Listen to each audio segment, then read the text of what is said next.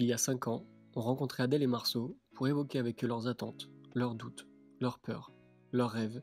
On les retrouve aujourd'hui, à l'aube de leur remise de diplôme, pour faire le bilan de leurs 5 années à l'ISTC. C'est parti pour l'interview flashback. Marceau, 20 ans, première année à l'ISTC.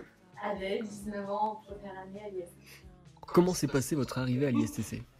Je suis lillois de base, je connais très bien la ville de Lille. Avant j'étais dans un lycée privé, le lycée bilingue à Martin-Marolles. Alors moi j'habite à Villeneuve-d'Ascq, et donc là le fait d'arriver déjà à Lille, en centre-ville, je dis bah c'est cool, c'est plus dynamique, etc.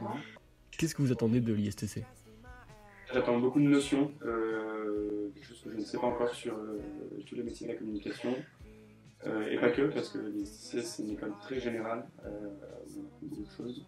Un carnet d'adresses, des contacts, c'est pour moi qui les faire dans le cadre de l'ISTC, pas avec les stages et tout ça. Je pense que je vais prendre beaucoup en maturité au cours de ces 5 ans. Moi je dirais plein de compétences, mais aussi une ouverture d'esprit, que ce soit à travers tous les cours qu'on a, la variété des cours. Je vais récupérer la petite tablette. Le pire est à venir. Confirme bien. Soyez prêts, après ça va être au-dessus.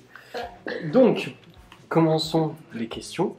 La première question, c'est que, alors là, vous l'avez pas vu dans l'interview, mais Marceau, tu disais à l'époque, un jour on sera les plus grands, là pour l'instant on est les plus petits. Et maintenant que vous êtes les plus grands, j'ai une question à vous poser, c'est quel recul vous avez sur vos études ? Finalement, qu'est-ce que ça vous a apporté ? C'était bien, hein. C'était bien. Ça nous a apporté plein de trucs. En vrai, j'aurais du mal à tout citer. Comme ce que j'attendais, je pense. De la maturité, des notions, des contacts, des rencontres. Et toi, Adèle, tu disais que justement, t'espérais qu'on t'apporte des compétences, une ouverture d'esprit, une expérience à l'international également. Et finalement, donc, tu as vécu tout ça aussi. C'était une période que j'ai beaucoup aimée pour l'ouverture d'esprit que ça nous a apporté vraiment. Je le répète, mais cette expérience à l'international, c'était génial. Toutes les personnes rencontrées, toutes les matières vues, les intervenants qu'on a rencontrés aussi, tout ça, c'est des choses qui restent, qui marquent. Et puis, je sais que dans 10 ans, je me dirai « Ah, c'est comme dans ce cours-là ou à cette période-là où on a vu ça. » Et c'est aussi une période de la vie où on est entre 18 et 24 ans. C'est un moment où on commence à devenir de plus en plus indépendant aussi par rapport à nos familles. On commence à se construire vraiment et donc on est un peu accompagné mais pas non plus trop. Donc en fait, ça nous aide à nous épanouir et ça nous donne un peu des clés pour ça. Avez-vous quelques appréhensions sur le futur ? Les seules peurs que j'ai personnellement, c'est les peurs sur mon métier de plus tard. Et je pense que c'est normal à notre âge. J'ai envie de me lever le matin, en ayant envie d'aller au travail. Et, ça, c'est ma plus grosse peur de ne pas trouver ce métier. Ouais, moi c'est pareil. J'ai un peu peur de ne pas savoir ce que je veux faire. Parce que déjà, je ne sais pas trop. Enfin, j'ai quelques idées, mais même après le bac, je ne savais pas du tout. C'est pour ça aussi que j'ai fait de la com, parce que c'est hyper large. Et j'ai peur aussi de l'échec. D'échouer dans le stage ou dans les... Où est-ce que vous vous voyez dans 5 ans ? Dans 5 ans, mon rêve, c'est de travailler dans la musique, dans l'événementiel culturel. Donc, si je peux allier les deux. L'idéal, le grand rêve, ce serait de monter un festival de musique ou de travailler pour un festival de musique. J'aimerais bien travailler dans l'événementiel, sportif, si possible. Parce que j'ai fait beaucoup de compétitions de planche à voile. J'aimerais bien travailler là-dedans, peut-être en chef de projet événementiel. Peut-être pas aller plutôt dans le sud-ouest. Qu'est-ce qui vous rend heureux ? Plein de petites choses. L'ISTC. Non, mais c'est vrai, l'ISTC c'est comme une source de motivation. Je pense que je suis en train de trouver ma voie par rapport à mes cours. Donc là, ça me rend pas malheureux, on peut dire. Mes parents, ma famille, mes amis. Je me suis fait beaucoup d'amis à l'ISTC. Moi. Mais voilà. Non, pas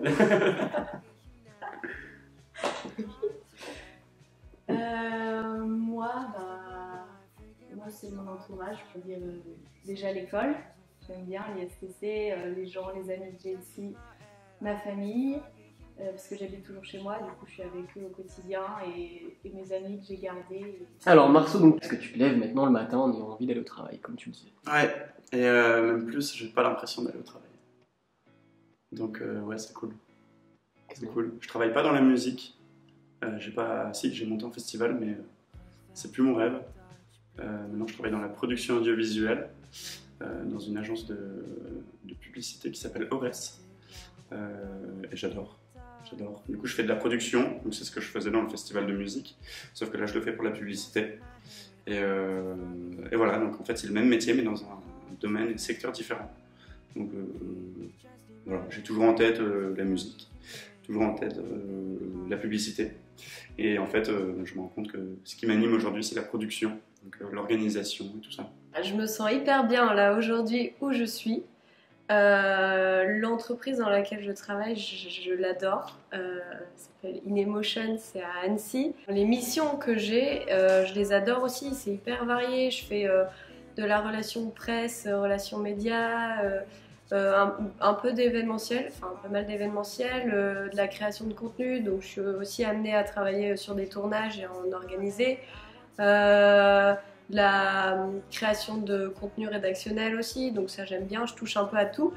Franchement, les missions que j'ai, je les aime beaucoup. Je sais que j'aime bien bouger, donc je sais qu'un jour peut-être j'aurai fait un peu le tour et que surtout j'aurais envie de bouger d'endroit. Ok. Et deuxième question que je voulais te poser aussi, c'est qu'à l'époque tu avais peur de l'échec. Ouais. Et est-ce qu'aujourd'hui c'est les mêmes peurs? Donc quelles sont tes peurs et appréhensions finalement d'aujourd'hui? Je dirais pas que j'ai peur de l'échec aujourd'hui, donc ça, tant mieux. Je pense que c'est parce que j'ai vécu plusieurs échecs depuis. En fait, on se fait jamais vraiment très mal en fait. On se relève tout le temps.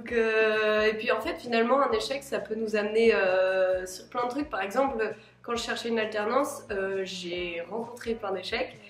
J'ai galéré à la trouver. En plus, on était dans une période Covid, c'était pas forcément facile. J'ai eu plein de refus à Lille et c'est ça qui m'a amenée à chercher plus loin. Et aujourd'hui, je suis à Annecy, je suis trop contente d'être là-bas. Et finalement, ces échecs-là, je dis merci quoi. Top. Et donc la dernière question, qui était la plus, on va dire, philosophique, donc je commençais par Marceau. Qu'est-ce qui finalement aujourd'hui te rend heureux? Adèle. Qu'est-ce qui me rend heureux? Plein de trucs.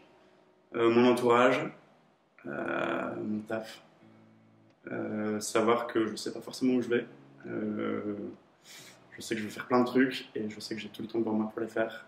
Et je sais que je vais les faire. Donc ça me rend heureux. Je vais voyager parce que j'ai envie de voyager. Et voilà. Plein de trucs, voilà. Des craintes que j'avais en première année que j'ai plus. J'en ai découvert d'autres. Mais la vie continue, c'est cool. Mais finalement, est-ce que cette ouverture d'esprit, cette capacité à t'adapter, c'est pas ta qualité? Grande qualité. Est-ce que t'en as d'autres? Est-ce que j'en ai d'autres? Je m'adapte rapidement, je suis passionné, j'ai la joie de vivre. C'est important d'être passionné, non? Je pense, ouais. Dans mon métier en tout cas. Mais bon, là, je pense que faire les choses par passion, je pense que c'est quelque chose qui nous porte au quotidien. Et Complètement. comme tu l'as dit tout à l'heure, si tu vois pas ça comme un travail, c'est ouf. Non, et en fait, là c'est la fin de l'école. Sauf que en fait, je suis entré dans une nouvelle école qui est du coup mon travail. Et le jour où j'arrête d'apprendre, je change de travail. Et je pense qu'en fait, c'est ça le. On sort jamais de l'école. En fait. Et toi, Adèle?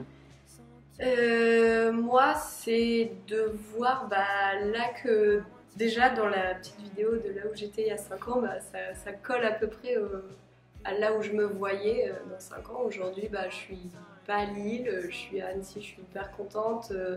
Je découvre une nouvelle ville et plein de nouveaux trucs qui vont avec, donc la montagne, tous les sports qui y sont liés. Et pareil que Marceau, en fait, je suis un peu. Ça me rend heureuse d'être un peu excitée de tout ce qui va arriver dans ma vie et de me dire qu'en fait, c'est pas facile de réaliser des projets, mais c'est faisable quand on se donne les moyens. Et donc là, de me dire, si dans 5 ans, j'ai envie d'être à l'étranger et pour faire un autre truc, un autre métier, je sais que je peux le faire. Bon, et bien merci à tous les deux en tout cas, ça m'a fait vraiment plaisir de vous retrouver aujourd'hui.